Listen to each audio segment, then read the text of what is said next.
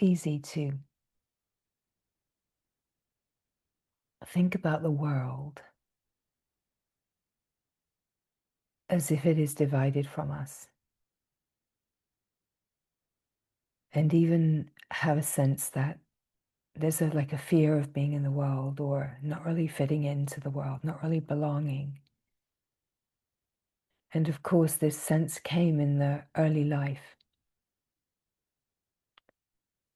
where we were experiencing a sense, or let's say we were experiencing what we learned as the world from a perspective of being divided, because we have conditioned ourselves away from the fullness, right? So we come in the fullness, and then we learn how to get our needs met within a certain situation, and we take on a whole load of ideas and beliefs about how to see the world. And we lose connection to our own way of experiencing. And the part that we forget in this is that we're creating the world experience. So it's like from the fullness, we're creating like, wow. But if that gets shut down and we lose connection with being able to create from that unified frequency, from the love, from the openness, then we're creating from frequencies that are limited and believing in separation and the ways that we have inherited. And then as we move through the life, we can hold on to that sense of feeling a fear of the world, or not really fitting in, not really belonging. And of course, all of that comes out of this sense of having shut down or divided from, or identified with beliefs that are limiting. Of course, we've never really divided from, but we've learned to play within the context that we're born into. And most often, we are not finding ourselves in the company of enlightened guardians and carers, right? And so the brilliance and the radiance of our hearts is not nurtured, isn't recognized, isn't supported. The sensitivity, perhaps, isn't really supported, isn't understood. And the chances are, if we're here, that we probably pretty much all had a certain depth of evolution of consciousness right from the get-go. But we learned not to be connected with that, because we learned to get our needs met within the consciousness of the environment that we found ourselves in, right? We adapted. And so we can find that whatever ripe old age we are, that we can still be carrying these frequencies of feeling like we don't really fit in, we don't really belong, we don't really know how to function, and feel like when we come into connection with this, that we feel kind of flattened by that, just feeling like I don't even want to, right? I don't even know how to. And what we have disconnected from is the most important knowing in the intelligence that we're made of, which is that we are creating the appearance, and we have this capacity to create from the unified field, to create from the wide open, expansive field of being. And we have this capacity wired already in us as a consciousness that is wired to know its divinity. We have this ability already present to renew the mind. And to renew the mind, because let's say we can't create a world view and a world experience that we feel comfortable in with a mind that is still stuck in a kind of survival mode or a belief in limitation, right? So it's so important as we're opening to the being, the fullness, the love, the wholeness, the grace of being a field of awake consciousness, that we come into this recognizing that in any moment we can align not with the old beliefs and a mind that is in the frequency of fear, but we can, in any moment, we can upgrade that frequency of fear by coming to the presence of being and knowing in the deepest sense that we can create from the frequency of being, the frequency of the one. And in a way, the mind and the me can feel kind of already defeated, already kind of heavy, already dulled, like it's not worth it. And we can tune into frequencies of unworthiness and kind of impossible, right?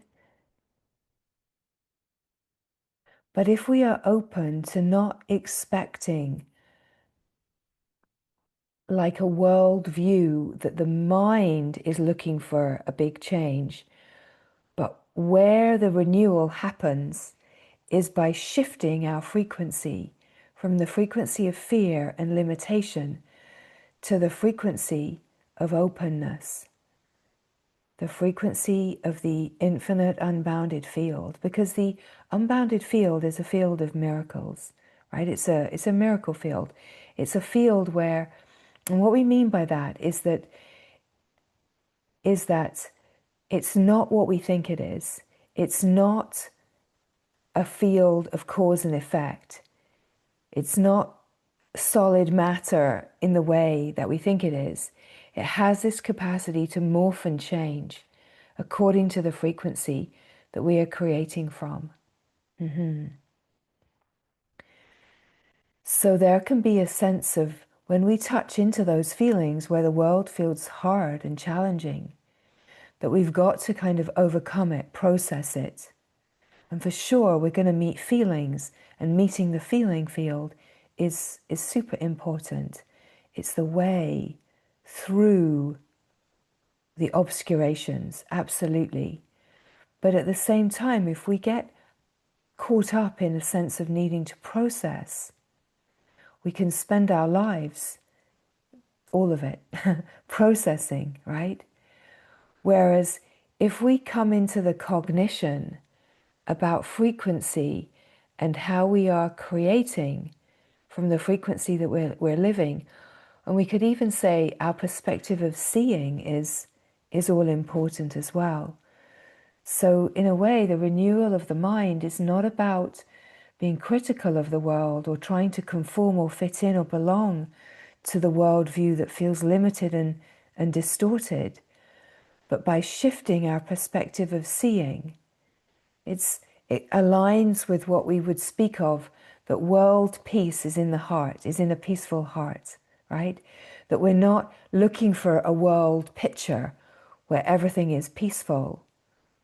We are finding the peace in our heart. We're realizing that peace, that truth, that freedom isn't out there, that it's in here. And when we discover it in here and we keep aligning all of the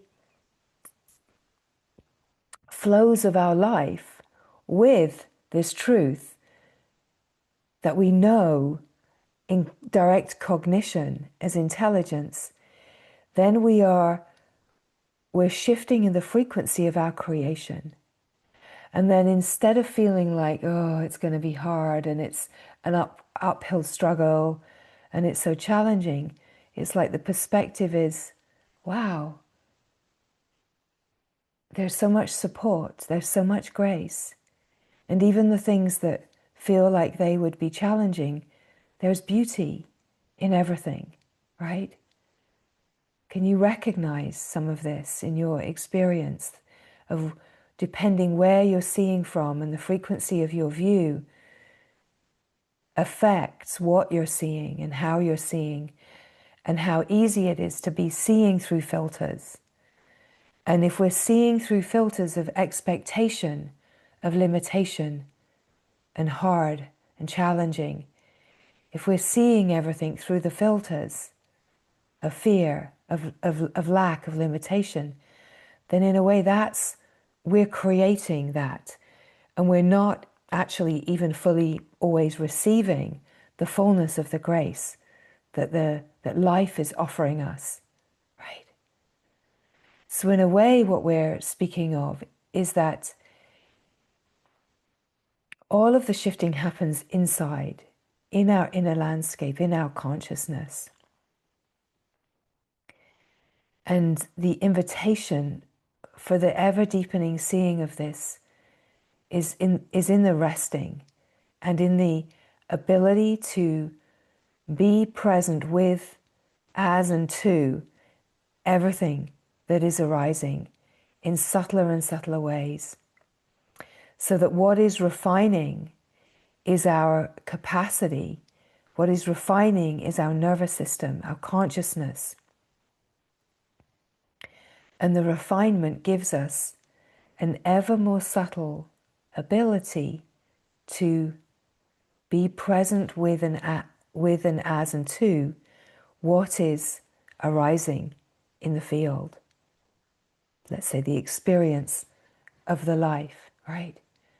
And that everything is arising out of our own consciousness. We're creating it so that we can have the experience that will clear the obscurations and bring forward what is holding us bound. And in that, what is keeping us from God and glory? What is keeping us from the freedom that we are longing for, the unity that we know deep in our true heart field that we belong to? So just resting and receiving here and noticing what is enlivened, what is recognized.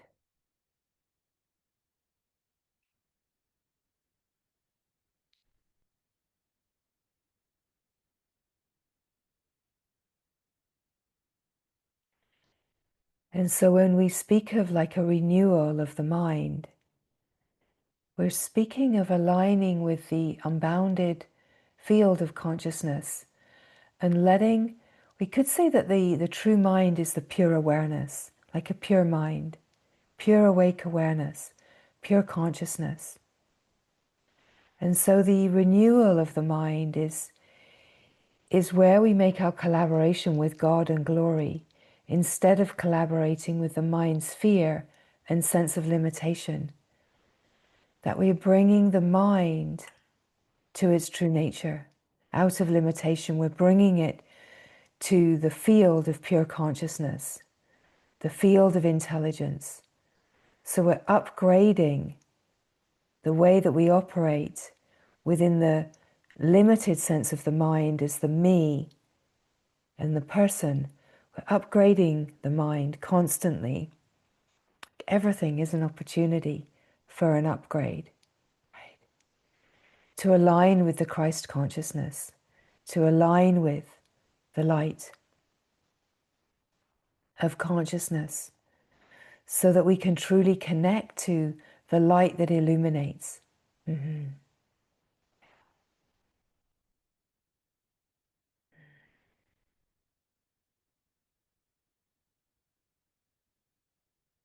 Mm-hmm.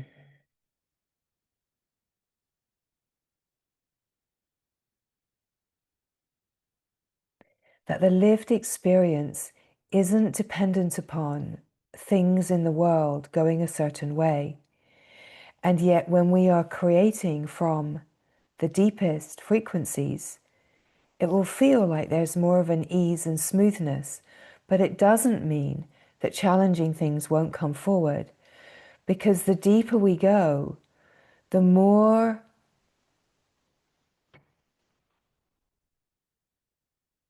let's say precise and deep digging are the frequencies, like really to get down to the real core themes that limit us and keep us bound in separation. So not by any means can we anticipate that in the maturing that everything is always easy. We could say the ease and the smoothness comes in our refined capacity to be with what life brings forward, that we're not as triggered, we're not as reactive, that we're more able to say, okay, I can be with this. I can breathe with this. I know what is happening here. There's a refinement happening here. There's an upgrade happening here, right? I've created this, right? There's an ever-growing capacity to be able to understand, let's say, in the deepest ways, what is happening. But it doesn't mean that the consciousness doesn't drag up the deepest things so that the obscurations and those frequencies that are bound cannot be freed. It absolutely does. Absolutely. It draws forward what we're ready for, what we have the capacity for. And of course, we can sometimes feel like, whoa, this is too much now. But we always have the capacity because we're creating it. Our consciousness is creating what we have the capacity for. And so this, what we're speaking of there, is the recognition that we're not a victim to life, that it's not happening to us, that we are truly collaborating. And then where is our collaboration? Where is our allegiance? And it's not making ever that our allegiance could be with fear wrong. It's recognizing that we have frequencies within us that are entangled with fear and the collective and with old dynamics that we don't even know. And if something doesn't happen in the life, if we don't create something that will stir and bring forward those very deep places, then those programs can still be driving our behaviors. So we can still be expecting hard things to happen. We can still be expecting that I won't be seen, that I won't be recognized, that I'm not worthy. We're still expecting from those frequencies, right? Can you feel what we're pointing to here? That we're still expecting I'm going to be criticized, that I'm going to get a reflection that tells me that I'm unworthy, because we're creating that, because it's inside. And so when that creation comes, if we let it shut us down and we collapse into like, oh, see, then of course it's understandable because it can feel really heavy and it can be very stirring. But everything is coming forward so that we can meet these deeper and deeper places. And we recognize that there is a kind of stability, that we're not shaken in the same ways, that we're not capsized. It might not feel fantastic, but there's a recognition. And the recognition too allows us, with our more refined and refining nervous system, to be present with what is arising.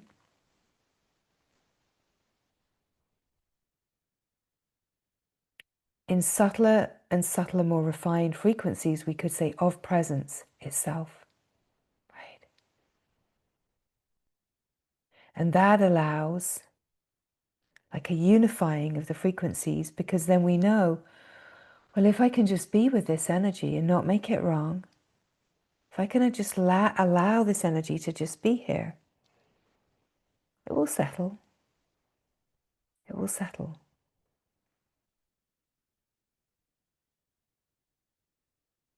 We could even be in that deep surrender that says, I know this too is love. I know this too is grace, is the glory. May not feel like it right now, but I know that it is. And I know that it's leading to a greater freedom.